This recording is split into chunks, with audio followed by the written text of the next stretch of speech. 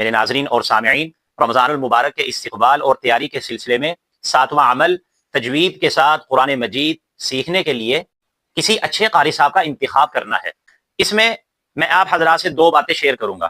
پہلی بات تو اس میں یہ ہے کہ آپ اور میں، ہم سب تجوید کے ساتھ قرآن مجید پڑھنا سیکھیں۔ تجوید کے ساتھ قرآن مجید پڑھنے کے لیے، سیکھنے کے لیے کسی اچھے قاری صاحب کا ہم انتخاب کریں۔ دوسرا کام اس میں یہ ہے کہ چونکہ رمضان المبارک میں ہم انشاءاللہ تراویح بھی پڑھیں گے، تو ایسی مسجد کا ہم انتخاب کریں جہاں قاری صاحب قرآن مجید بڑے عمدہ انداز سے پڑھتے ہوں، صاف پڑھتے ہوں اور ٹھہر کر پڑھتے ہوں۔ تو اس میں جو میں نے پہلا عمل بتایا ہے، پہلا کام بتایا ہے، تجوید کے ساتھ قرآن مجید سیکھنے کے لیے کسی اچھے قاری صاحب کا انتخاب کرنا، یہ میرے ناظرین اور سامعین اس لیے ضروری ہے کیونکہ حضرت حکیم الامت تھانوی رحمۃ اللہ علیہ نے لکھا ہے کہ تجوید کے ساتھ قرآن مجید پڑھنا فرض ہے۔ تو جو چیز فرض ہو اس کا سیکھنا بھی فرض ہے۔ اس وجہ سے یہ چیز بہت اہم ہے، اور رمضان شریف میں ایک ہمارے لیے بڑا اچھا موقع ہے کیونکہ رمضان شریف میں یہ ماحول بنا ہوتا ہے۔ تو ہم قرآن مجید کو تجوید کے ساتھ پڑھنا سیکھ لیں کسی سے، اور اس کے لیے کسی اچھے قاری صاحب کا انتخاب کر لیں۔ تجوید کیا ہے؟ سادہ الفاظ میں آپ کو سمجھاؤں گا۔ دیکھیے، یہ جو الفاظ اور حروف ہم ادا کرتے ہیں، یہ الفاظ، یہ حروف، ان کو ہم درست طریقے سے ادا کریں، ان کی ادائیگی ٹھیک ہو۔ یہ منہ کے جس حصے سے نکلتے ہیں جن کو مخارج کہا جاتا ہے، با کہاں سے ادا ہوتا ہے، تا کہاں سے ادا ہوتا ہے، جیم کہاں سے ادا ہوتا ہے، ہا کہاں سے ادا ہوتا ہے، ایک تو ہم اپنی یہ چیز درست کریں، اور اس کے ساتھ ساتھ حرفوں کی خوبیاں کیا ہیں، ان کی صفات کیا ہیں جو عربی لہجے کا ضروری حصہ ہیں۔ صاد ہے، اس کو ہم نے موٹا ادا کرنا ہے، اس کا کیا خاص تلفظ ہے، کیا خاص اس کی خوبیاں ہیں۔ اس کو بہت سارے لوگ سواد پڑھے ہوتے ہیں۔ ایک قاف ہے، ایک کاف ہے، ایک موٹا قاف ہے، ایک باریک کاف ہے، کہاں سے ادا ہوتا ہے، اس کی خوبیاں کیا ہیں، جو عربی لہجہ ہے اس طریقے سے ہم اس کو سیکھیں، یہ تجوید ہے۔ دیکھیے، دنیا میں جتنی زبانیں بولی جاتی ہیں، ہر زبان میں اس کا خیال رکھا جاتا ہے کہ جو زبان بول رہے ہیں اور جس زبان کا ہم تلفظ کر رہے ہیں وہ ٹھیک طریقے سے ادا کیا جائے۔ آج کل انگلش بڑی سیکھی سکھائی جاتی ہے، بڑی پڑھی پڑھائی جاتی ہے۔ انگلش میں کتنا ہم خیال رکھتے ہیں کہ اسپیلنگ کی غلطی نہ ہو، اسی لفظ کی ادائیگی میں ہم غلطی نہ کر جائیں، کتنا خیال رکھتے ہیں۔ اسی طرح اردو میں ہم کتنا خیال رکھتے ہیں الفاظ کا۔ مثلا ایک لفظ ہے گاڑا، رے کے ساتھ، ایک لفظ ہے گارا، رے کے ساتھ۔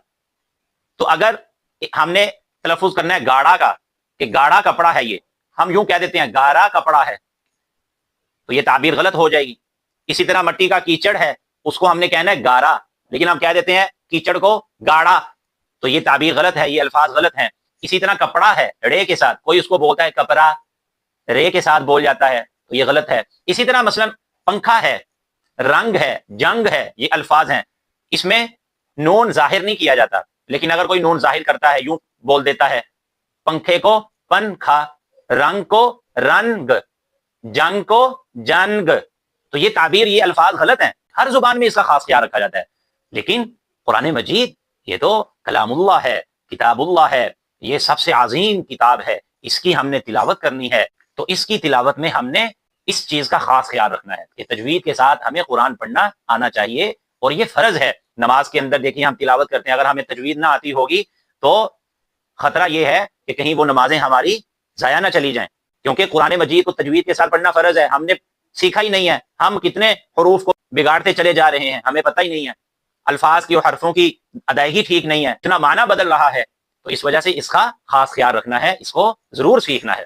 تجوید کے ساتھ آپ کتنا قرآن مجید سیکھیں، جتنا نماز کے اندر پڑھنا ضروری ہے، وہ اپنی آخری 20 صورتیں کر لیں، وہ آدھا پارا، 30واں آدھا پارا کر لیں، 30واں مکمل پارا کر لیں، جتنا آپ سیکھ لیں اتنا ہی فائدے میں ہے۔ اللہ تعالیٰ ہم سب کو توفیق عطا فرمائے۔ لیکن افسوس یہ ہے کہ آج اس طرف ہماری توجہ بہت کم ہے۔ اگر آج یہ ملازمت کے لیے قانون بن جائے کہ جس کا قرآن ٹھیک ہوگا، جو قرآن مجید تجوید کے ساتھ پڑھتا ہوگا، ملازمت اسی کو دی جائے گی، تو پھر دیکھنا کہ ہم کتنی جلدی قرآن مجید سیکھیں گے، قرآن مجید کو تجوید کے ساتھ پڑھنا سیکھیں گے۔ تو اس وجہ سے اس کا خاص خیال رکھیں، قرآن مجید کو تجوید کے ساتھ ہم سیکھیں، ہم اس کو پڑھیں، ہم اس کی تلاوت کریں۔ اور دوسرا، اس کے ساتھ ساتھ جو میں نے بات کی ہے تراویح کی، کہ ہم نے ایسی مسجد کا انتخاب کرنا ہے کہ جہاں پر قاری صاحب اچھے طریقے سے قرآن مجید پڑھتے ہوں، عمدہ قرآن مجید پڑھتے ہوں، آہستہ آہستہ، ٹھہر کر۔ دیکھیے آج کل تو ہم لوگ ایسی جگہ پر جاتے ہیں یا ایسی جگہ پر جا کر ہم واہ کرتے ہیں کہ جہاں پر جلدی جلدی تراویح پڑھا دی جاتی ہو، اور کہا جاتا ہو بھئی دیکھو یہاں پر 25-30 منٹ میں تراویح پڑھا دی جاتی ہے، اور بہت سارے ایسے لوگ ہیں، ایسے حفاظ کرام ہیں، ان کو کہا جاتا ہے حافظ، لیکن ان کو قرآن یاد نہیں ہے، وہ تراویح پڑھاتے ہیں یا بہت تیز پڑھاتے ہیں، ان کی سمجھ نہیں آتی، اتنی تیز پڑھتے چلے جاتے ہیں، یا علم تعلم، حرفوں کو کھاتے چلے جاتے ہیں، حرفوں کی ادائیگی ٹھیک نہیں کر رہے، لحن جلی کی غلطیاں ہو رہی ہیں، لحن خفی کی غلطیاں ہو رہی ہیں۔ تو اس وجہ سے جو میرے حفاظ کرام دوست ہیں، بھائی ہیں، ان کو بھی چاہیے کہ قرآن مجید آہستہ آہستہ پڑھیں، جلد کی ضرورت نہیں ہے، یہ تو مہینہ ہے ہی عبادت کا ہے، وقت زیادہ لگ جائے گا تو اتنا وقت ہمارا قیمتی بن جائے گا۔ اور جو مقتدی حضرات ہیں ان کو بھی چاہیے کہ وہ اس کا خاص خیال رکھیں۔